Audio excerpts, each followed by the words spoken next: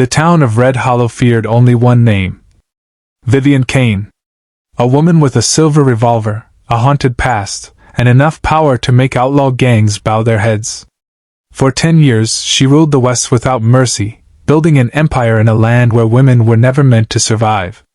But the night a mysterious marshal rode into town with blood on his badge and revenge in his eyes, everything began to crumble. He didn't come for money. He didn't come for glory. He came for her. And before the last bullet is fired, Red Hollow will discover a secret buried beneath the desert for 20 years. A secret powerful enough to destroy them both. Some legends are born in the West. Others die there. The desert wind rolled across Red Hollow like a warning from God himself. Dust swept through the crooked streets while saloon doors creaked beneath the dying sunlight. Men lowered their eyes whenever black horses passed through town, because everyone knew who rode them. Vivian Kane.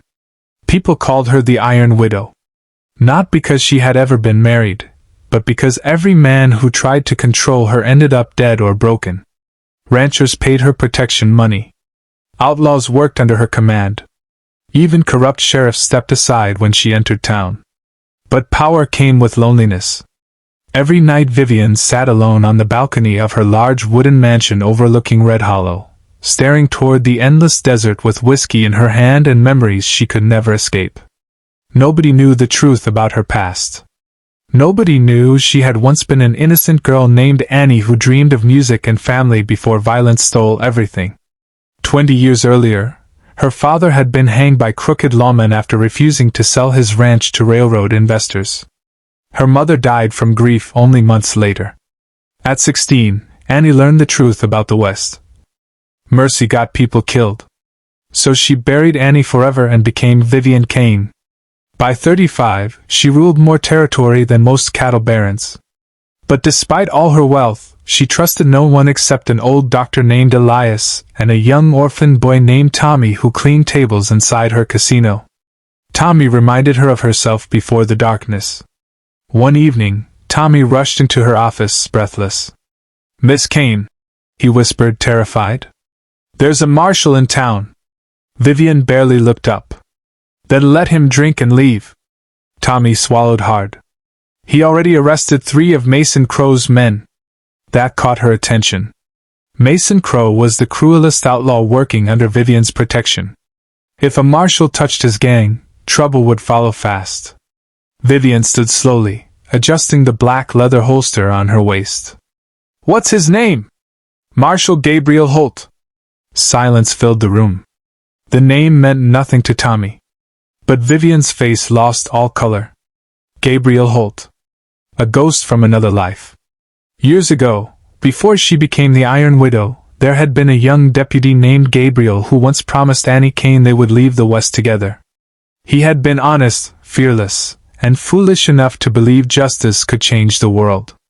Then one terrible night, her father was murdered while Gabriel disappeared without explanation. Vivian believed he abandoned her. Now he had returned. Older. Harder. Wearing a marshal's badge. And riding straight into her kingdom. That night the saloon overflowed with gamblers, drunks, and armed men. Piano music echoed through smoke-filled air while Marshal Gabriel Holt sat alone at the bar, calm as death itself. He was taller now. Scars marked his face. Gray touched the edges of his dark beard. But his eyes remained the same, steady, piercing, impossible to intimidate. When Vivian entered, the entire saloon fell silent. She walked toward him slowly in black boots and a crimson coat, every step carrying authority. Gabriel turned toward her. For a moment neither spoke. 20 years of pain stood between them. "You're far from federal territory, Marshal," Vivian finally said. Gabriel took a sip of whiskey. "Funny thing about criminals. They keep spreading." Several outlaws reached for their guns. Vivian raised one hand, stopping them instantly. "You should leave town," she warned softly. Gabriel looked directly into her eyes. "You should stop pretending this place belongs to you." The tension inside the saloon became unbearable. Nobody had ever spoken to Vivian Kane like that and lived. But instead of anger, something stranger crossed her face. Pain. Gabriel noticed it too. For one brief second, he saw Annie Kane again beneath the cold mask. Then the moment vanished. Mason Crow suddenly stormed into the saloon with 6 armed men. He laughed loudly. "Marshal thinks he can clean our town." Gabriel didn't move. Crow pulled his revolver. "You got 3 seconds before I put you in the ground." The room froze. Vivian watched carefully. Gabriel stood slowly. "You should have stayed in jail." Crow fired first. The gunfight exploded like thunder. Tables shattered. Glass burst across the room. People screamed and dove for cover. Gabriel moved with terrifying speed, shooting 2 men before they touched the floor. Crow's 3rd man came from behind, but Vivian drew her silver revolver and shot him through the shoulder. Everyone stared at her in shock. Why would the Iron Widow help the Marshal? Crow escaped through the back door while the surviving outlaws fled into the streets. Silence returned. Gabriel looked at Vivian carefully. "Why'd you save me?" Vivian holstered her weapon. "Don't mistake that for kindness." But inside, old feelings she buried years ago had begun waking up. That night, Gabriel discovered something horrifying. Mason Crow had secretly been trafficking orphaned children through Red Hollow, selling them to mining camps and railroad bosses. Worse still, evidence showed several town officials were involved, including men who worked directly for Vivian Kane. Gabriel confronted her at sunrise. "You knew children were disappearing?" Vivian's face hardened. "No. I saw your signatures on shipment papers." She grabbed the documents, reading them with growing fury. Someone had forged her approval. Gabriel studied her eyes carefully. For the first time, he realized she might not be the monster everyone believed. Meanwhile, Mason Crow prepared for war. Hidden in the canyon outside town, he gathered nearly 40 gunmen. His plan was simple. Kill the Marshal. Kill Vivian Kane. Take Red Hollow for himself. But Crow carried another secret. 20 years ago, he had murdered Annie Kane's father. And Gabriel Holt knew it. He had spent 2 decades hunting the truth. Now destiny had brought all of them back together. As storm clouds gathered over Red Hollow, Vivian stood alone beside her window watching lightning flash across the desert. She whispered something she had not said in years. "Annie." A tear rolled down her cheek. For the first time since childhood, she was afraid. Not of dying, but of becoming human again. Rain hammered the rooftops of Red Hollow while fear spread through town like wildfire. Word had arrived before dawn. Mason Crow and his riders were coming. Shops closed early. Families locked their doors. Men loaded rifles with trembling hands. Everyone knew what happened when outlaw armies rode into a town. Blood filled the streets, and graves filled the hills. Inside her mansion, Vivian Kane prepared for war in silence. She strapped ammunition around her waist while old memories flooded back with every bullet she loaded. Her father teaching her how to ride horses. Her mother singing beside the fireplace. Gabriel smiling at her beneath summer skies before the world turned cruel. For years she blamed him for abandoning her. Now she finally knew the truth. Gabriel had been arrested by corrupt deputies the same night her father died. Crow paid the sheriff to keep him locked away while the Kane family was destroyed. By the time Gabriel escaped, Annie had disappeared forever. 2 broken souls. Ruined by the same evil man. Tommy entered quietly. "People are scared." Vivian looked toward the frightened boy. "Then give them a reason not to be." He hesitated. "Are you scared?"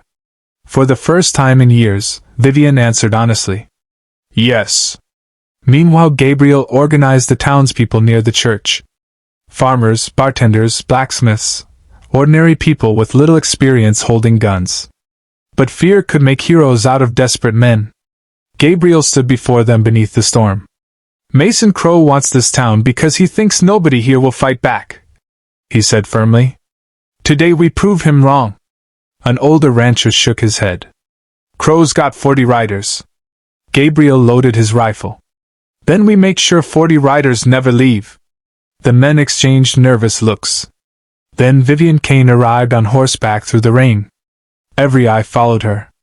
For years they feared her, hated her, blamed her for the darkness surrounding Red Hollow. But now she rode toward them not as a ruler, but as a defender. She dismounted slowly and faced the crowd. "I spent most of my life teaching this town fear," she admitted. "Maybe I believed fear was the only way to survive."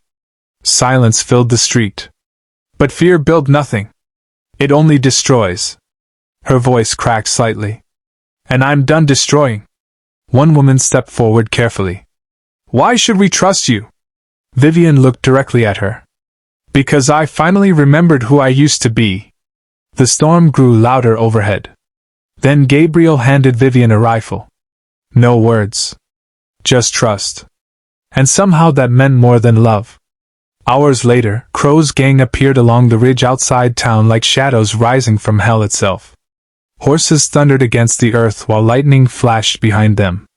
Mason Crow rode at the front wearing a long black coat and a cruel smile. "You should have stayed buried, Annie!" he shouted across town. Vivian stepped into the muddy street. "You should have learned when to stop killing." Crow laughed. "Your father begged before he died." Gabriel saw rage explode behind Vivian's eyes. Crow raised his revolver. The battle began. Gunfire erupted across Red Hollow.